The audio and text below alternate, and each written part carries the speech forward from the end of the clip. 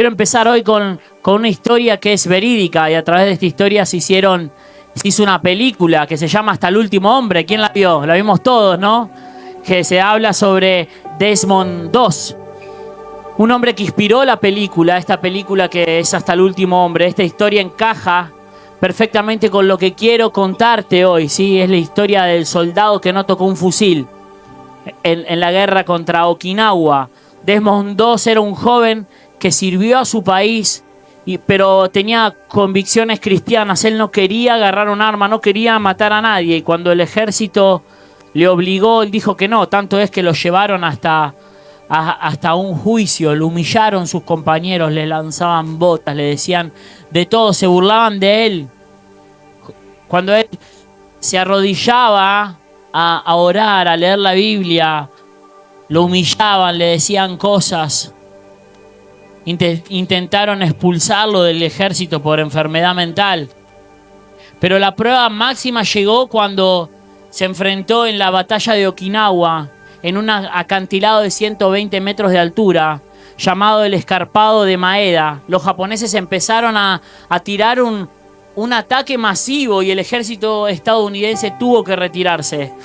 Todos bajaron por el acantilado menos Desmond II y 75 soldados heridos que quedaron atrapados, rodeados por el enemigo. Dos no se fue, no huyó.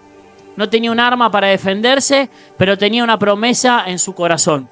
Durante 12 horas sufrió granadas y disparos. Dos arrastró cada uno de los 75 hombres heridos al borde del precipicio y bajó uno a uno por la cuerda. Cada vez que bajaba a un hombre hacía una oración corta: Señor, por favor, ayúdame a ir por uno más. Al final del día, el hombre que llamaban cobarde y que estaba solo allá arriba con la oposición del fuego, que había salvado a 75 personas, todos los que se burlaron fueron a pedirle una oración para la siguiente batalla. ¿Saben? A Desmond II lo nombraron de cobarde, le dijeron que era un cobarde.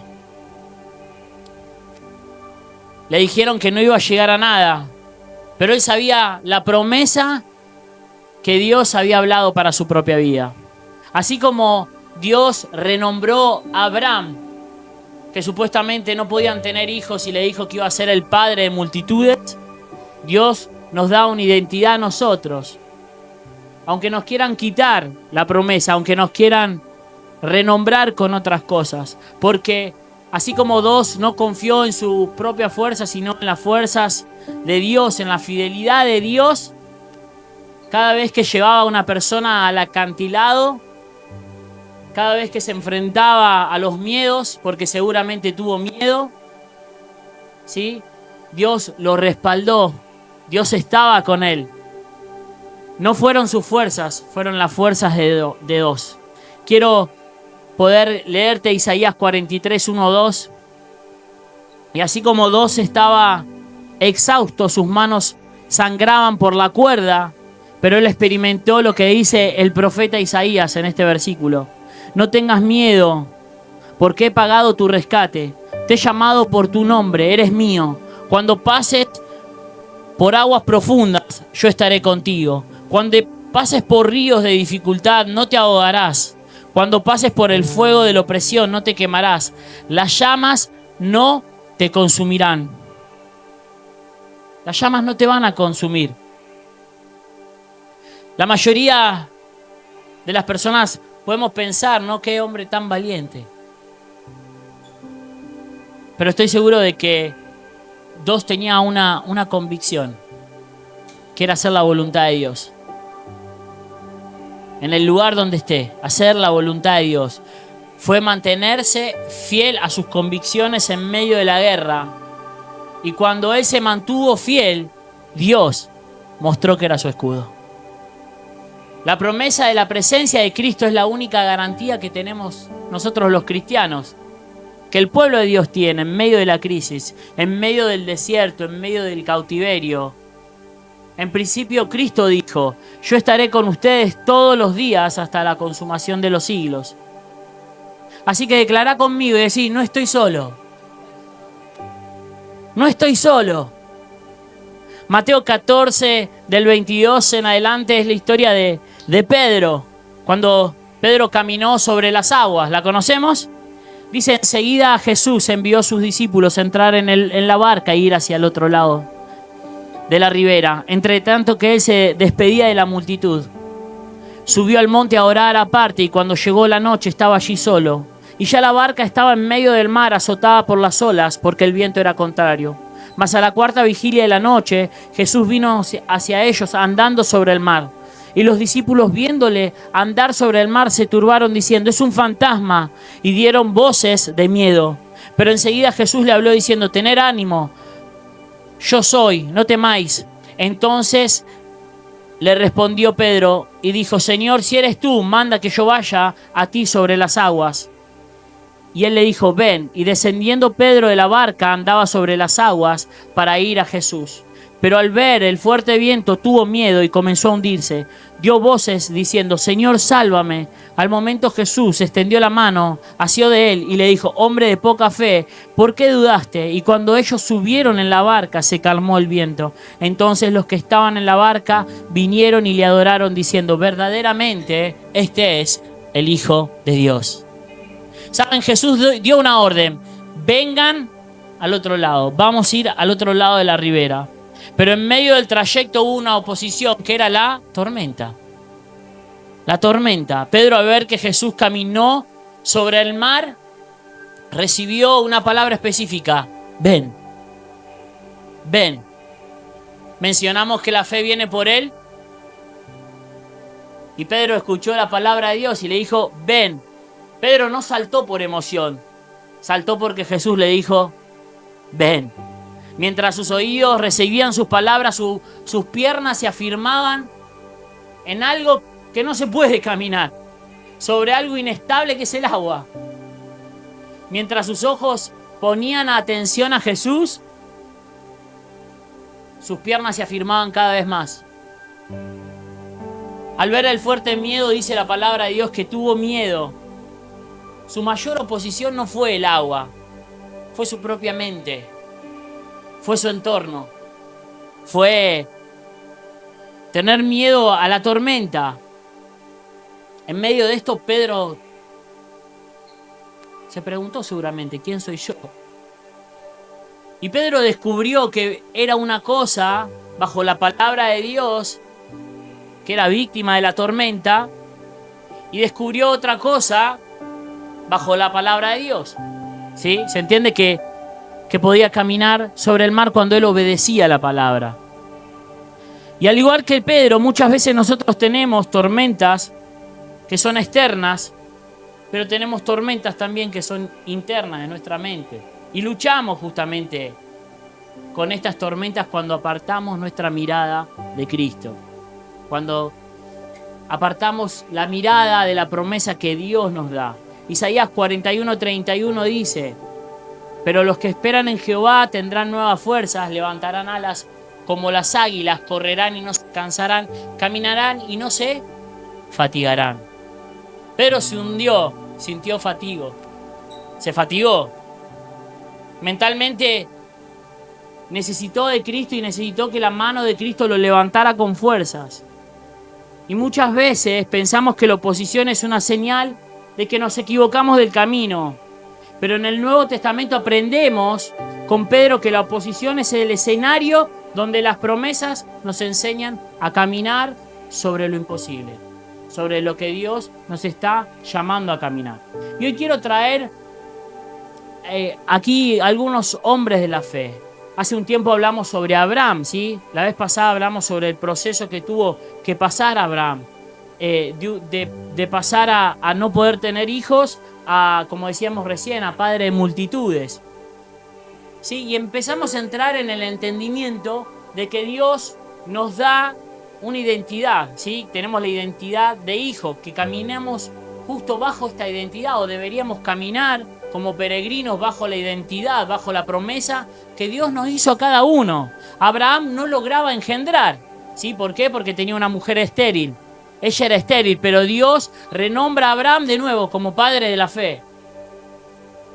Dijo, no tengas miedo, vas a ser el padre de la fe. Salí afuera, mirá las estrellas, ¿las podés contar? Bueno, así va a ser tu descendencia.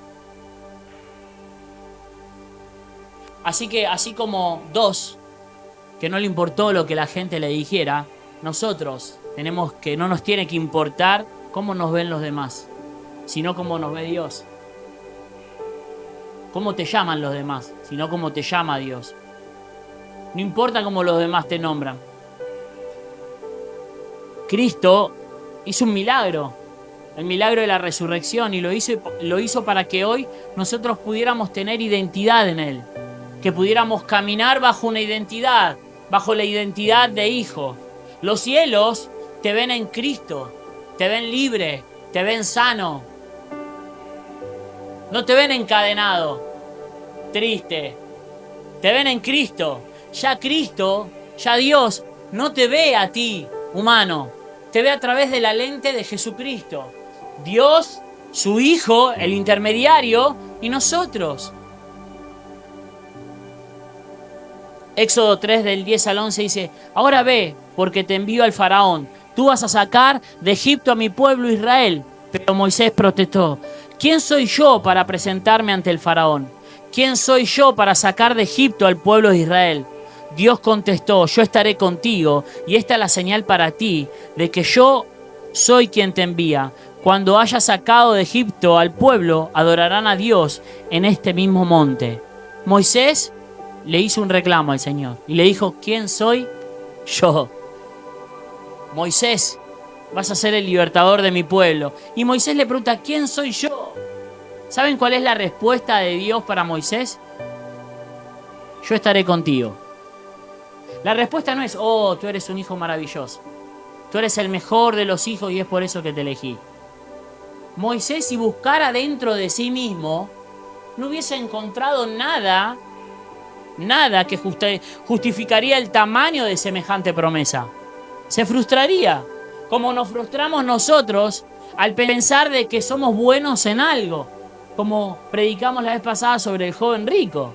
Entonces, cuando Moisés intentó mirarse a sí mismo y vio que no había nada, Dios le replicó y le dijo: Moisés, yo soy la garantía de tu llamado, de que no vas a desistir, por causa de que yo estoy contigo.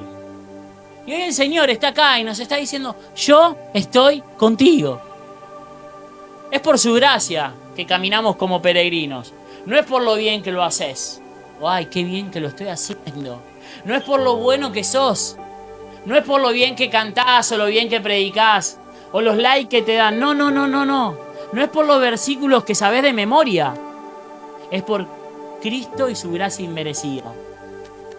Partiendo de ese entendimiento de que cada héroe enfrentó un tipo de proceso diferente, ¿sí? Cada héroe de la fe, para vivir el cumplimiento de la promesa, hoy quiero hablarte sobre David. David es un hombre conforme al corazón de Dios, ¿sí? La palabra lo dice. David fue escogido porque tenía el corazón conforme al de Dios, y esto es extraordinario. Muchas cosas nos llaman la atención de su historia, y la primera es que él probablemente era un improbable. Era alguien que nadie hubiese elegido para ser rey. Tanto es que su padre no lo llamó cuando vinieron a elegirlo como rey de Israel. Saben, Isabel, la madre de Juan el Bautista, era una mujer estéril.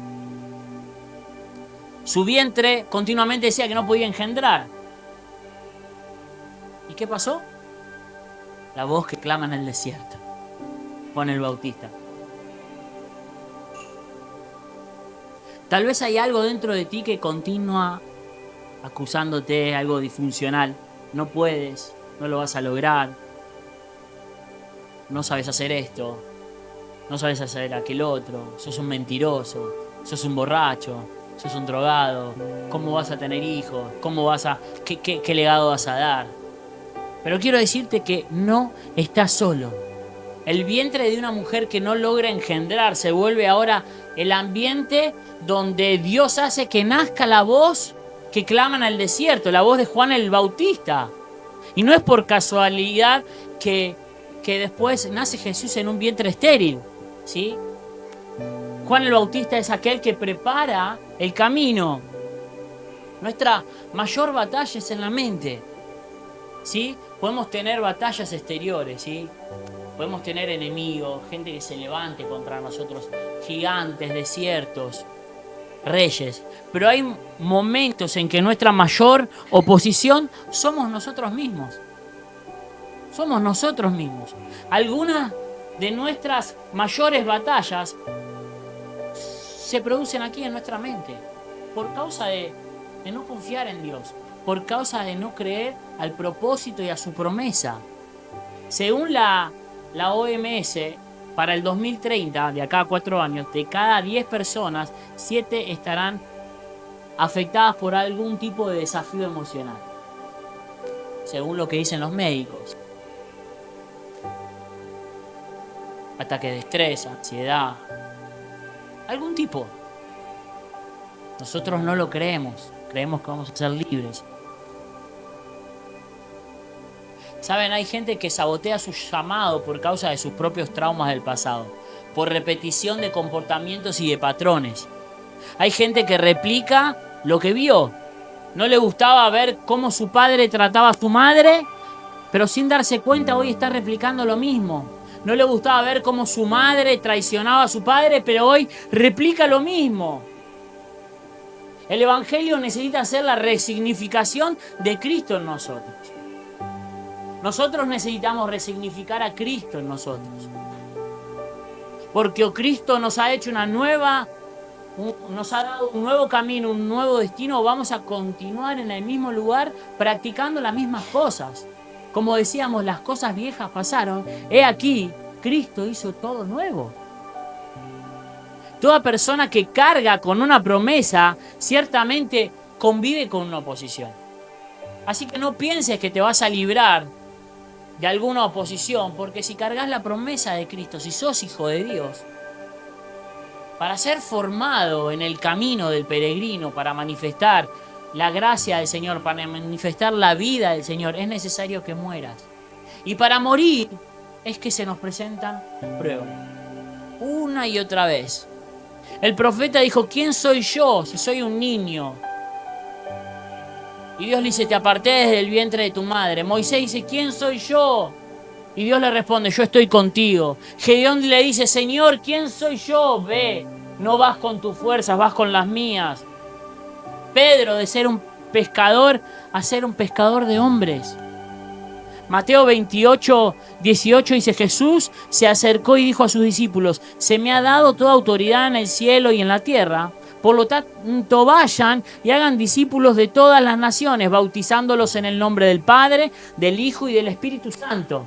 Enseñen a los nuevos discípulos a obedecer todos los mandamientos que les he dado. Y tengan por seguro esto, que estoy con ustedes siempre hasta el fin de los tiempos. Saben, nos olvidamos siempre esta última frase. Y por causa de que nos olvidamos esta última frase, no hacemos todo lo primero. No hacemos discípulos, no los bautizamos en el nombre del Padre, del Hijo y del Espíritu Santo. ¿Por qué? Porque pensamos que vamos en nuestra propia fuerza. Pensamos en que estamos solos. Y Él nos dice: no, yo estoy con ustedes siempre. Siempre, aún en tu dolor, aún en tu batalla en la que estás pasando hoy, aún en tu alegría, yo estoy ahí. ¿Saben? La oposición en los tiempos bíblicos eran los filisteos. Eran la gente que se presentaba en contra del pueblo de Dios. ¿Saben? Hoy ¿qué puede ser? Bueno, que te vaya mal en el trabajo, gente que hable mal de ti, tus amigos que te sentís traicionado o traicionada, tus propias batallas en la mente. ¿Cuántas cosas sufrimos? Injusticias, calumnias, mentiras, peleas entre familias. ¿Cuántos matrimonios están preocupados por lo que otros van a decir en vez de preocuparse en salvar su propio matrimonio? ¿Cuántos queremos estar a la altura de las cosas que hoy se nos impone, como el sistema nos impone? Estar a la altura de tener el cuerpo perfecto, el colche del último año, las bambas buenas, vestido de una forma, hacernos las uñas porque si no tengo las uñas no me estoy bien presentado, tener el pelo bien pintadito, cortadito el pelo. Yo no estoy hablando de dejadez. Estoy hablando de que hoy en día el sistema nos presenta un sistema corrupto por el cual nosotros caminamos y entramos y somos fieles a este sistema corrupto en vez de serle fiel al sistema de Dios, al que se nos fue impuesto, como hizo dos. Yo voy a pelear, voy a ir a la batalla, pero voy a ir sin un rifle, porque tengo convicciones cristianas. Y no me importa si tengo que morir en la batalla, voy a ir igual. ¿Cuánto orgullo hay en medio nuestro?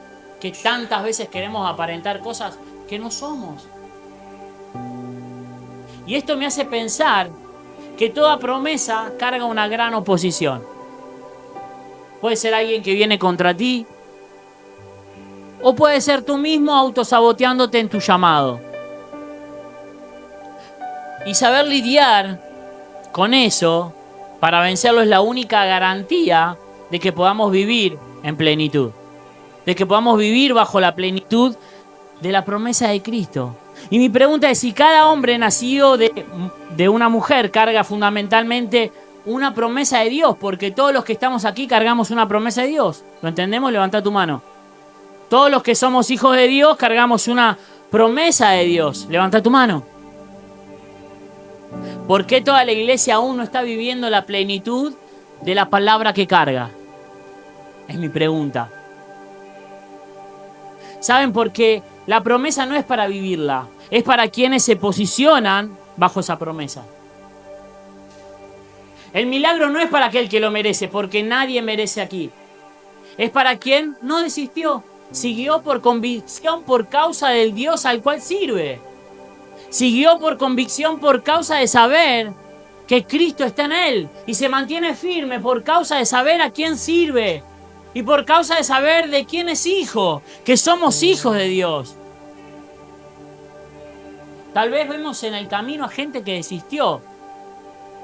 Y no es porque dejó de amar a Dios. Es porque muchos de nosotros no soportamos el proceso.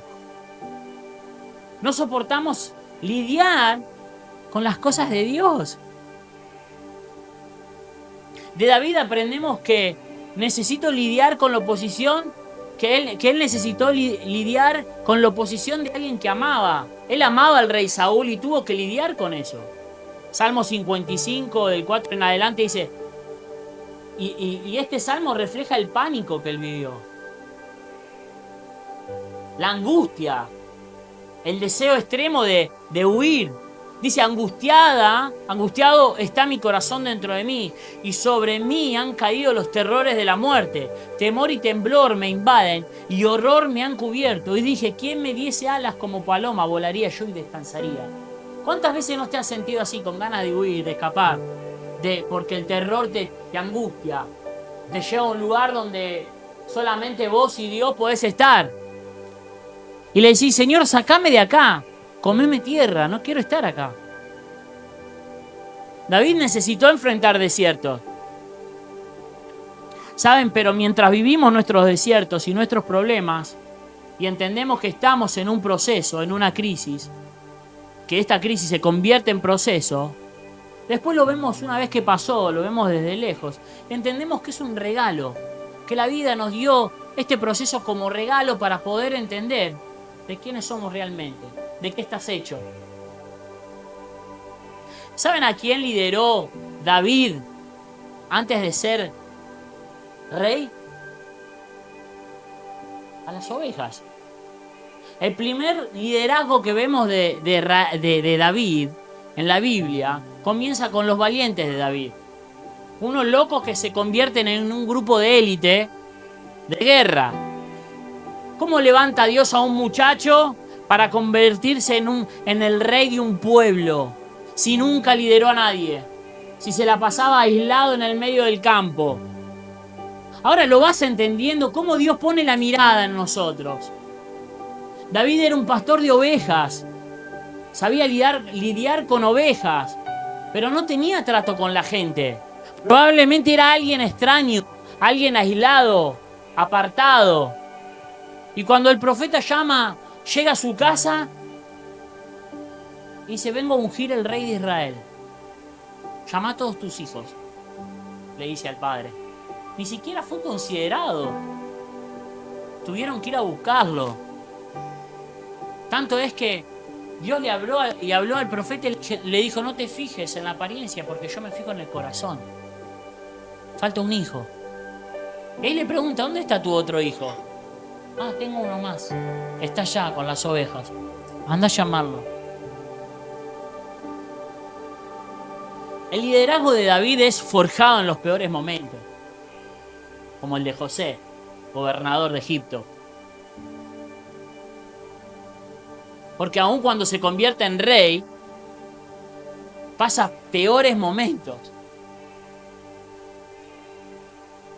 Primero lidiaba con animales, pero cuando se convierte en rey, empieza a lidiar con reyes, con oposiciones, con gente que se levanta para matarlo. Quiero que entendamos que el camino del peregrino no siempre va a ser fácil. Tu nivel de oposición es proporcional al nivel de unción que cargamos. Cargamos la identidad del Hijo.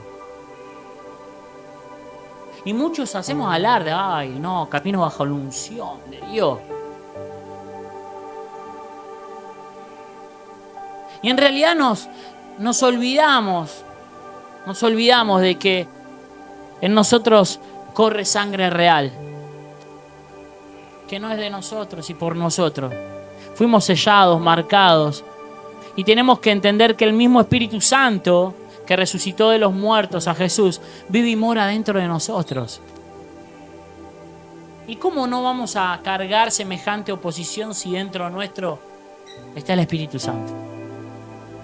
Claro que van a venir levantes contra tu vida cada vez que te acercas al Señor y cada vez que querés morir a tu propio carácter. Claro que van a venir cosas que se van a oponer, porque dentro tuyo mora la vida de Dios. ¿Sabes cuándo un rey se va a oponer a un pastor de ovejas?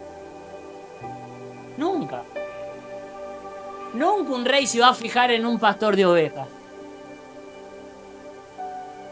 Así que si hoy un rey se está oponiendo contra ti, o algo mayor se está oponiendo contra ti, es porque existe en nosotros la unción del Hijo de Dios. Existe sobre nosotros y nosotros cargamos eso. Cargamos en nuestra vida. El infierno no pierde tiempo con gente que está perdida. No, el infierno dice que el diablo viene a matar, a robar, a destruir. ¿A quién? A nosotros, a los hijos de Dios. Él no va a matar, a robar y a destruir a los que ya tiene en su mano. No, él va a hacer de todo para sabotear tu llamado, para hacerte bajar de donde realmente vos estás. ¿Saben? El nivel de oposición es una expresión del nivel que expresás como hijo a medida que vas avanzando. Así que no pienses que cada vez que caminás en el camino del Señor, yo me entregué al Señor pensando que era más fácil el camino del Señor. No, el camino del Señor nos hace más parecido a Él. Y el foco del Señor es que nosotros muéramos a nosotros mismos para poder manifestar la vida, y morir duele. Morir a tu carácter duele, dejar de hacer lo que te gusta, dejar de mirar pornografía, de fumar, de emborracharte, de hacer lo que te gusta, te va a costar, claro. De mirar a otras mujeres en la calle, claro, o a otros hombres, claro. De que las mujeres también dejen de mirar pornografía, claro. Hay un 80% de mujeres hoy en día estudiados que dicen que miran pornografía. Antes no era así, era todo focalizado en los hombres. Y duele, claro que duele. A medida que caminás como peregrino en Cristo y vas manifestando su gloria, va creciendo la oposición. Pero es ahí donde nosotros no tenemos que desistir, en medio de la oposición. Es en medio de la oposición donde nosotros tenemos que buscar más de Dios, ir más profundo, buscarle. Y muchas veces nos olvidamos que en el camino pueden haber levantes y oposiciones y perdemos el propósito. Perdemos y nos hundimos. Nos hundimos porque no lo miramos a Él, sino que nos miramos a nosotros mismos y nos preocupamos en nosotros mismos, en lo que el mundo tiene preparado para nosotros. Nos olvidamos. ¿Saben? Hasta el cumplimiento de la promesa del Mesías se enfrentó a oposición. ¿Crees que para nosotros va a ser diferente? si el mismo Mesías enfrentó oposición? A Jesús tuvieron que esconderlo en su nacimiento, tuvieron que cambiar de geografía, Jesús tuvo que ir para otro lado. Todos los varones nacidos en ese tiempo fueron muertos. ¿Saben? El infierno, quiero decirte que no juega a ser infierno. ¿Cuántos creen en Dios y en el diablo? Dios no juega, el diablo no juega a ser diablo. La oposición de Jesús no empezó en el Getsemaní, o con los fariseos cuando lo acusaban de ser un mentiroso, un traidor, o con Judas cuando lo traicionó, ni con Herodes, ni con Barrabás, ni la religión. La oposición empieza cuando él es engendrado en el vientre de María. Desde el vientre de María tuvo resistencia a Jesús. ¿Y qué? Si Jesús tuvo resistencia, ¿qué te hace pensar que vos y yo no la vamos a tener? ¿Saben que abortar antes que nazca es mucho más fácil de combatirlo después que haya nacido? Por eso es que el diablo va a querer abortar en ti el llamado de Dios en todo momento, antes que vos te manifiestes. Jesús es bautizado y una voz dice desde el cielo: este es mi Hijo amado en el cual yo tengo complacencia. Inmediatamente llevado ¿a dónde? Al desierto. ¿A qué? A ser probado. Y ahí comienza el ministerio de Dios de milagros. En la Biblia vemos cuando los discípulos los amenazan una y otra vez y casi son apedreados y tienen miedo.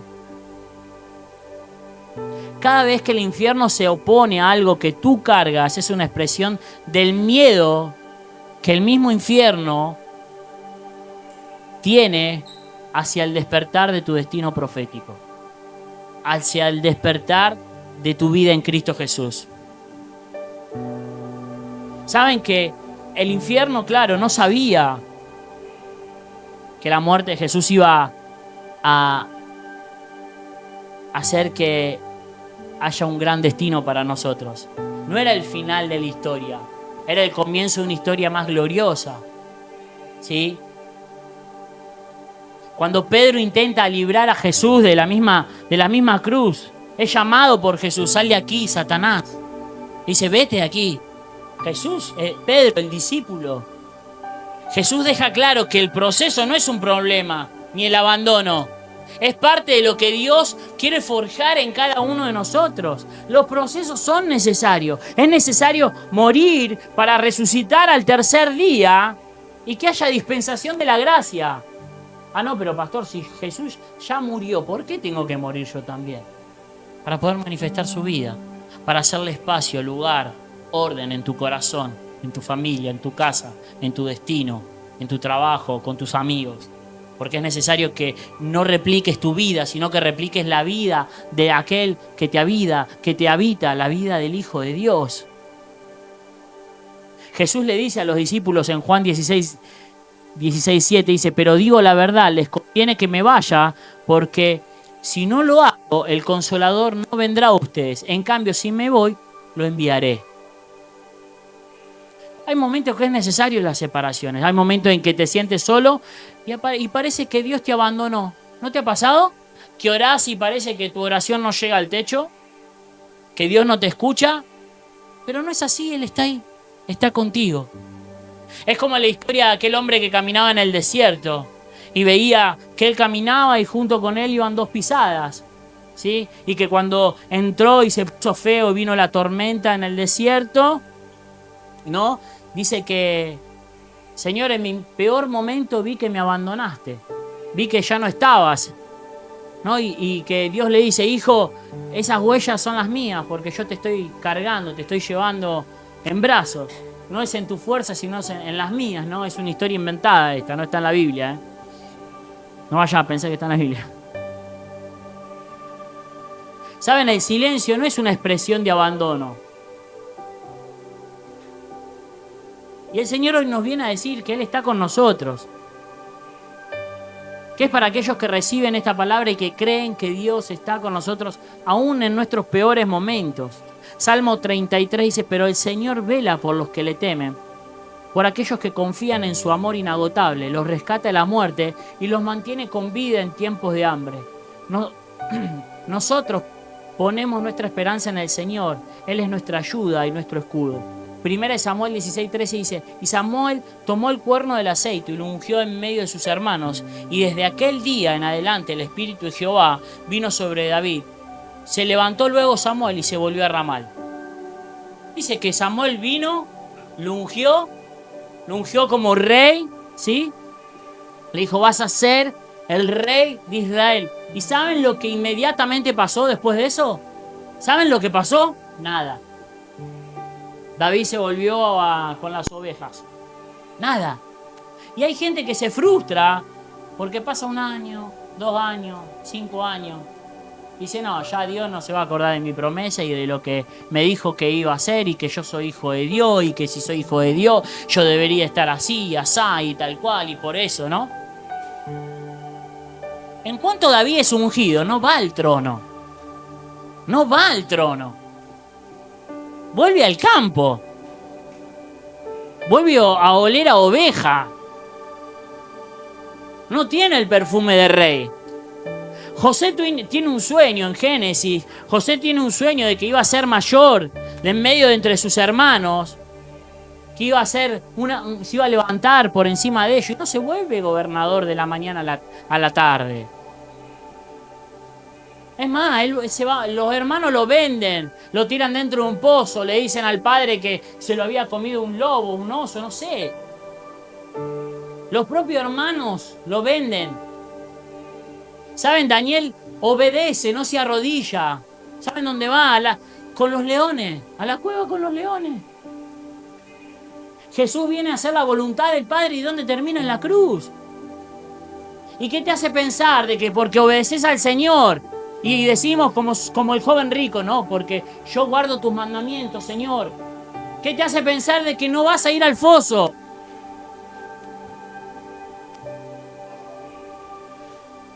Toda promesa nos empuja a un lugar donde no haya más de nosotros, para que la vida de Cristo se revele a través de nosotros. Y este es el camino del peregrino. Caminar hacia nuestro norte, caminar hacia Cristo. Morir a nuestra vida para parecernos más a Él. Y es necesario que hoy lo que estás viviendo te empuje a vivir más como Cristo. No más como otra persona a la cual amás o anhelás o la tenés de foco. Es empujarnos a despojarnos de nosotros mismos, de nuestro hombre interior. La oposición que hoy enfrentás, los problemas, las dudas, la enfermedad, no es abandono, es preparación para el tiempo perfecto de Cristo, para tu propia vida. La semana pasada murió una persona que amábamos con mi mamá y que nos enseñó mucho en el camino del Señor. ¿Saben? Y la amábamos, pero tuvimos que soltarla, sabíamos dónde iba. Hijita, yo voy a estar bien, le dijo. Sí, ya sabemos.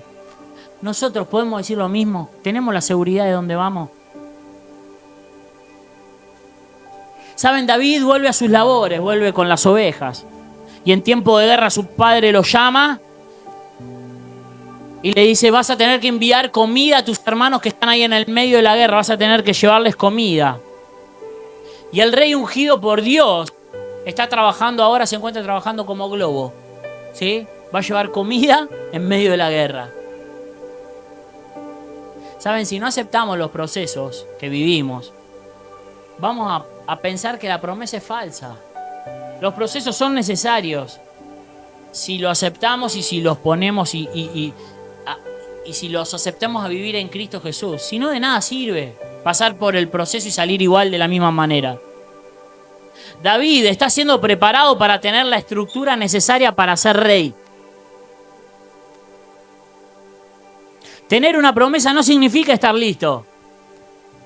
Significa estar marcado para lo que Dios tiene para tu vida, como hijo de Dios. Nuestras cicatrices, las que en el camino como peregrino tenemos, son un memorial de nuestra gratitud, o deberían ser el memorial de nuestra gratitud, ¿no? Y yo me acuerdo que cuando estaba en el hospital y me habían puesto la bolsita, yo le decía a Jaime: cada vez que me escuches quejarme, decime, dale gracias a Dios por estar vivo. Dale gracias a Dios por... ¿Y saben cuántas veces lo escuché eso? Día sí, día no. Ay, me duele, dale gracias a Dios que estás vivo. Ay, estoy cansado, dale gracias a Dios que estoy vivo. Ay, no puedo más, dale gracias a Dios que estoy vivo. Y llorábamos juntos y nos derramamos juntos. Y hoy ese testimonio se convirtió en un testimonio de gratitud, de donde el Señor me sacó, para darle la gloria y la honra a Él. No para decir, oh, cuán fuerte soy, aleluya, no. Es por favor inmerecido. Seguramente habrá guerras donde vas a querer desistir, pero tenés que seguir en pie. Así que ponete de pie, levántate porque el Señor está contigo. No estás solo. Hebreos 10:36 dice, porque le es necesaria la paciencia para que habiendo hecha la voluntad de Dios, obtengan la promesa. La paciencia. Qué difícil, ¿no? A mí me costaba tanto ser paciente en medio de un hospital. Madre mía. Primera de Samuel 15:30 dice, y él dijo, yo he pecado, mas te ruego que me honres delante de los ancianos de mi pueblo y delante de Israel, y vuelva conmigo para que adore a Jehová tu Dios. Saúl, al ser rechazado, lo que más le importó fue que no quedar mal adelante de los demás. Se preocupaba por lo que otros pensaban. David, en cambio, era un muchacho del campo que olía oveja. Pero Dios le dijo, este es el hombre conforme a mi corazón. Será un rey con el corazón conforme a mi corazón. ¿Saben? Y muchas veces la promesa por la cual pasamos o cargamos, la promesa que Dios tiene para cada uno de nosotros, que es manifestar la vida de Cristo, muchas veces atrae batallas que nosotros no elegimos. No le decía el Señor, ¿por qué me estás poniendo esto en medio? Yo no lo elegí esto. Y David tuvo que enfrentar a Goliat. Y Goliat fue la puerta que lo llevó hacia el trono. David era un desconocido hasta que se convirtió en el mata gigantes. Después todo el mundo lo conoció. Tu prueba, tu proceso, tu enfermedad, tu estado de economía difícil, hará que tu testimonio hable por ti. No necesitas hablar. Necesitas morir a tu propia vida. Porque ya no vivo yo, mas Cristo vive en mí. Las cosas viejas pasaron. He aquí, algunas cosas son hechas nuevas. No, el Señor las hace todas nuevas. Siempre y cuando volvamos al principio. Al morir, al ya no vivo yo. Él hace todo nuevo. Así que no te asustes si hay oposiciones fuera de lo común. Él está abriendo oportunidades para que estemos listos para el momento de la promesa. Para que el momento de la promesa sea cumplida.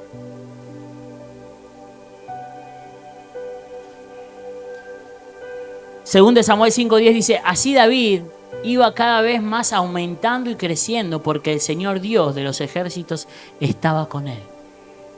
Y así Dios hará con nosotros. Iremos en aumento. ¿Cuántos lo creen?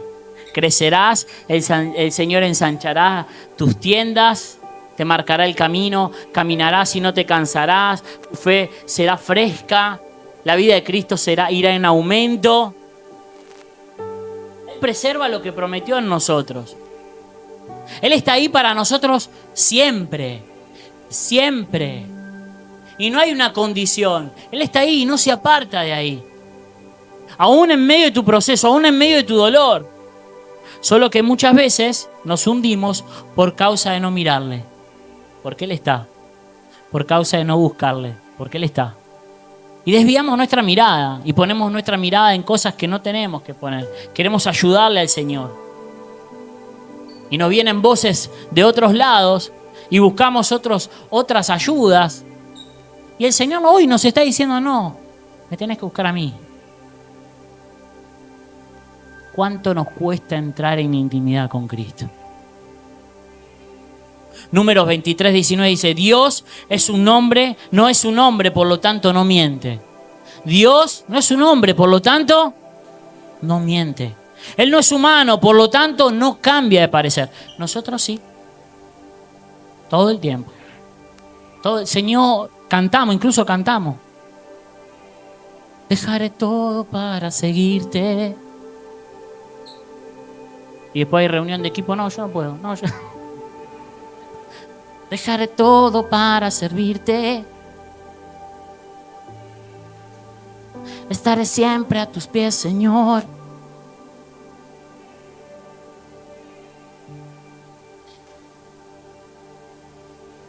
Y no se trata del servicio en sí. Se trata siempre, lo llevo ahí, ¿no? No los quiero quitar del servicio de la iglesia porque no somos una iglesia que oprimimos, ¿no? Quiero llevarte a morir a ti mismo. Después nos cuesta morir al carácter, al ser gritones en casa, a pelearnos con medio mundo porque queremos hacer nuestra voluntad y si nuestra voluntad no se cumple, esto se hace así, se dice así, y terminamos manifestando una persona que no es Cristo. Y la mayoría de veces que nos juntamos con personas, la mayoría de veces que personas tienen problemas es por causa de la falta de manifestación de Cristo. No es por otra cosa. Es porque manifestamos más nuestro carácter que el carácter de Cristo. Es porque no va en aumento el carácter de Cristo en nosotros, sino por el contrario, nuestro carácter va en aumento. Y nos cuesta morir. Y dice, Dios no es hombre, no es un hombre, por lo tanto no miente. Él no es humano, por lo tanto no cambia de parecer. ¿Acaso alguna vez habló sin actuar? ¿Alguna vez prometió sin cumplir? En absoluto. Dios lo que te dijo lo va a cumplir. Antes o después. Si Él lo dijo, lo va a hacer. Él escribió nuestros días antes que nosotros existiéramos. No hay lugar donde podamos huir de su presencia. Él sabe lo que hoy estás necesitando. Conoce nuestro llanto y nuestro quebranto, nuestro día y nuestra noche. Conoce cuando te levantás y cuando te acostás. Conoce lo que pensás y conoce el por qué actuás. Él te conoce. Así que, Señor, hoy queremos presentar nuestro corazón, que muchas veces está altivo. Queremos presentarte, Señor, y que tú puedas sacar y quitar todo orgullo. Sé para nosotros lo que solamente tú sabes ser. Sé nuestro libertador, sé nuestra cura, nuestra respuesta en el camino. Sabemos que tú estás. Señor, hoy queremos volver nuestra mirada a ti. Isaías 43, 16 al 19 dice: así dice Jehová, el que abre camino en el mar y senda en las aguas impetuosas, el que saca carro y caballo, ejército y fuerza caen juntamente para no levantarse. Fenecen, como pábilo quedan apagados. No os acordáis de las cosas pasadas, ni traigas a memoria las cosas antiguas. He aquí que yo hago cosa nueva, pronto saldrá a luz. ¿No la conoceréis? Otra vez abriré camino en el desierto y ríos en la soledad. Yo no sé en realidad cómo llegaste hoy, pero sé que cada proceso, cada prueba que estás viviendo está ahí para que manifieste la vida del Hijo de Dios, la vida de Cristo, para que salgas con fe renovado, para que te fortalezcas en medio del proceso en Cristo Jesús, para que tu fe no decaiga, sino que pueda ser aumentada o pueda esa medida de fe que ya no fue dada, pueda convertirse en frescura cuando le buscamos. Hoy Dios está aquí para decirnos en 1 Corintios 10:13, las tentaciones que enfrentas en tu vida no son distintas de las que otros atraviesan. No estás solo, lo que hoy vos estás pasando, no lo pasás solito. Mirá al lado, la persona que tenés al lado. No sos la única que le engañaron, o al único que le falta dinero, o al único que está enfermo, o al único que le cuesta buscar de Jesús, o al único que se siente traicionado. No sos el único. Y dice, y Dios es fiel, no permitirá que la tentación sea mayor de la que pueda soportar. Date vuelta de nuevo y decirle, no va a ser mayor de lo que pueda soportar. Así que cuando sean tentados, Él les mostrará la salida. ¿Qué dice? Él les mostrará la... ¿Quién? Entonces, si no le buscás, ¿pensás que te va a dar la salida? Si no le orás, ¿pensás que te va a dar la salida? ¿Pensás que si no le buscás, no tenés tiempo? No te derramás, no llorás, no le reclamás. Porque eso es lo que hace un hijo. Cuando no le dan lo que quiere, si no, pregúntenle a los míos. 200.500 mensajes anoche. ¿Me puedo quedar?